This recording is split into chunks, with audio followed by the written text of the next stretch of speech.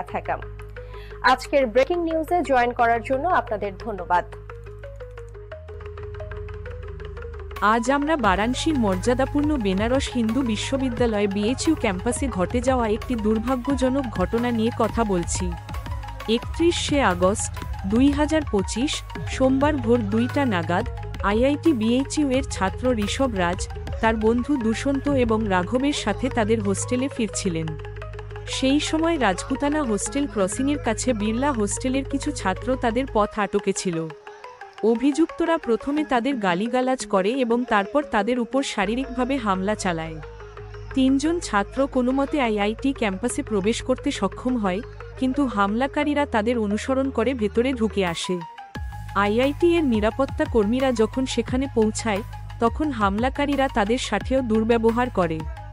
এই সময় লাইব্রেরি থেকে ফিরতে থাকা আরও একজন প্রথম বর্ষের ছাত্রকেও এই হামলাকারীরা লক্ষ্য করে এবং তাকে মারধর করে।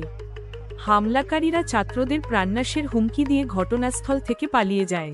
এই পুরো ঘটনাটি সিসিটিভি ফুটেজ ধরা পড়েছে। ভুক্তভোগীরা সঙ্গে সঙ্গে লঙ্কা থানায় অভিযোগ দায়ের করেন।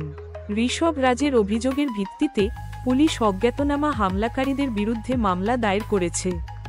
লঙ্কা থানার ভারপ্রাপ্ত কর্মকর্তা জানিয়েছেন যে সিসিটিভি ফুটেজের সাহায্যে অভিযুক্তদের শনাক্ত করা হচ্ছে এবং শিগগিরই তাদের বিরুদ্ধে কঠোর ব্যবস্থা নেওয়া হবে।